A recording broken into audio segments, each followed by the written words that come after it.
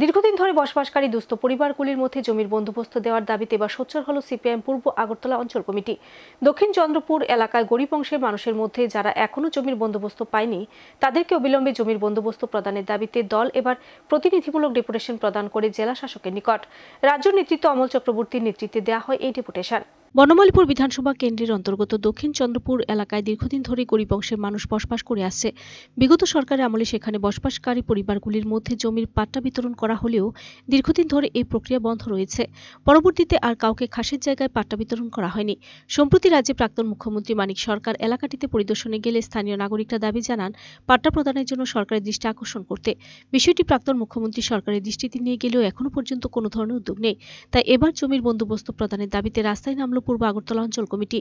দলের রাজ্য নেতৃত্ব অমল চক্রবর্তীর নেতৃত্বে এক প্রতিনিধি দল বুধবার পশ্চিম জেলা শাসকের সাথে মিলিত হয়ে জমির বন্দোবস্ত প্রদানের দাবি সম্মিলিত এক স্মারকলিপি তুলে দেন।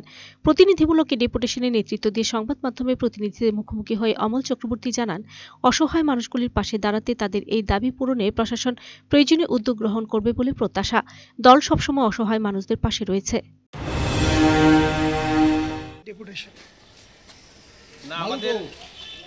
আমাদের ৯ নং বনমালীপুর বিধানসভা এলাকার দক্ষিণ চন্দ্রপুর একটা এলাকা আছে, আপনারা জানেন অনেকেই, গরিব মানুষের বসবাস বা চন্দ্রপুর বাস সংলগ্ন এলাকায়।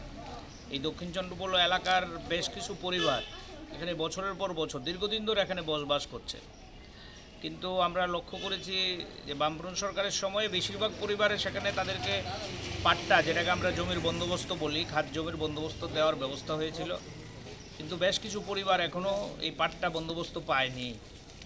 বেশ কিছুদিন আগে আমাদের রাজ্যের প্রাক্তন মুখ্যমন্ত্রী মানিক সরকার এই এলাকায় পরিদর্শন করতে গিয়েছিলেন মানুষের সাথে দেখা করার জন্য। ওই সময় এলাকার যারা মানুষ, অভিভাবক সবাই এগিয়ে এসে ওনার কাছে আবেদন করেছিলেন যে এই জমির পাট্টার বন্দোবস্ত করার ক্ষেত্রে উনি যাতে সাহায্য করেন।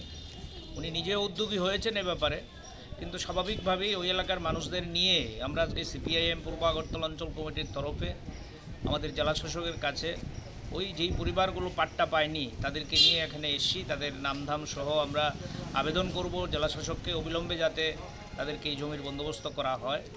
আপনারা জানেন আমাদের পার্টি বরাবরই শাসন ক্ষমতায় থাকুক আর না থাকুক মানুষের পাশে থেকে মানুষের জন্য কাজ করার চেষ্টা করে। এই উদ্দেশ্য নিয়েই এই গরিব মানুষগুলোকে নিয়ে আমাদের এখানে আসা। আমরা আশাবাদী জেলা শাসক আমাদের এই স্মারকলিপি গ্রহণ করে এ ব্যাপারে প্রয়োজনীয় উদ্যোগ গ্রহণ করবেন। শুধু তাই। Video report search India.